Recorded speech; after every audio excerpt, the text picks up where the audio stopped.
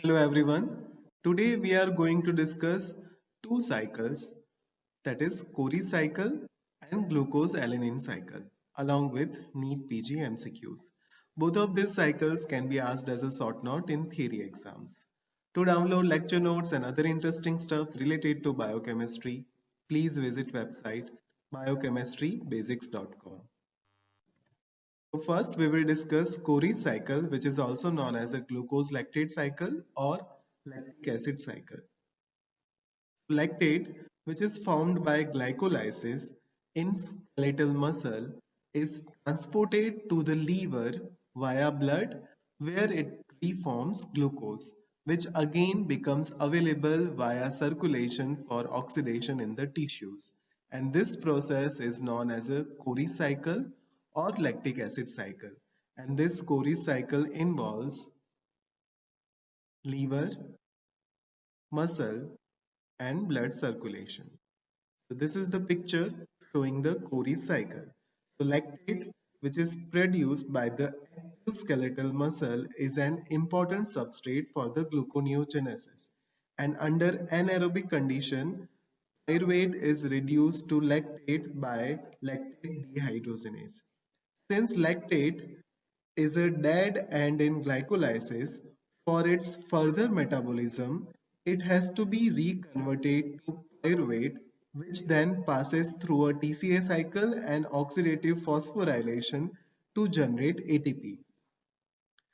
Lactate or pyruvate, which is produced in the muscle, cannot be utilized for the synthesis of glucose since the key enzymes of gluconeogenesis, that is glucose 6 phosphatase and fructose 1,6 bisphosphatase, are absent in the muscle. So the lactate, which is produced in the skeletal muscle, is carried via blood to the liver, and in the liver it is oxidized to the pyruvate.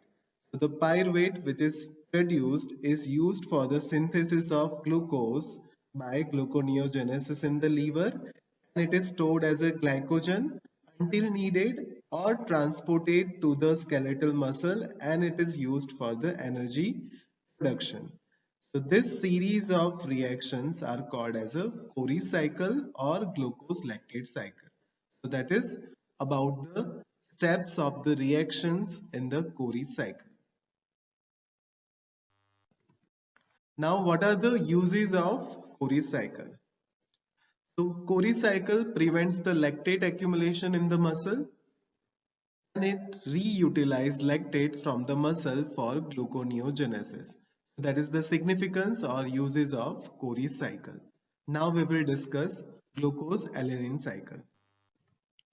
So glucose alanine cycle, which is also known as a Cahill cycle. In the fasting state or in the starvation, there is a considerable output of alanine from the skeletal muscle formed by transamination of pyruvate produced by glycolysis of muscle glycogen, and it is exported to the liver, where after transamination back to the pyruvate it is substrate for gluconeogenesis. So this is a glucose alanine cycle, and it provides an indirect way of utilizing muscle glycogen to maintain blood glucose in the fasting state. This is the picture or diagram showing glucose alanine cycle. As we have discussed, during starvation and in the fasting, after the depletion of fat stores, muscle proteins break down and they releases amino acid for the energy needs of the body. The carbon skeleton of these amino acids are used to form pyruvate and intermediates of Krebs cycle. Now this pyruvate undergoes transamination to produce alanine, which is then transported to the liver, and in the liver this alanine is under alanine again undergo transamination to produce pyruvate, and this pyruvate is used for the gluconeogenesis, and this cyclical event is known as a glucose alanine cycle. So this is the picture showing the glucose alanine cycle. Now what is the significance or uses of glucose alanine cycle? The first importance is it carries amino group to the liver. Alanine as a substrate for gluconeogenesis during starvation. An amino acid which is increased in the blood during starvation is alanine.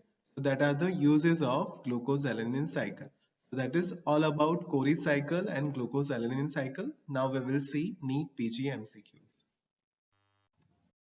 The Cori cycle constitutes transport of lactate from liver to the muscle, transport of alanine from the liver to the muscle, transport of propionate to the liver, and transport of lactate from muscle to the liver. So Cori cycle constitutes of transport of lactate from muscle to the liver. So the correct answer is D. Second question is amino acid increased in the blood during starvation is, and the options are glutamine, valine, alanine, and leucine. As we have already seen, amino acid increase in the blood during starvation is alanine. So the correct answer is C. These are my references. Thank you for watching. Please like, share, and subscribe Biochemistry Basics by Dr. Amit. And don't forget to press the bell icon so you can get all the notifications from it. Thank you.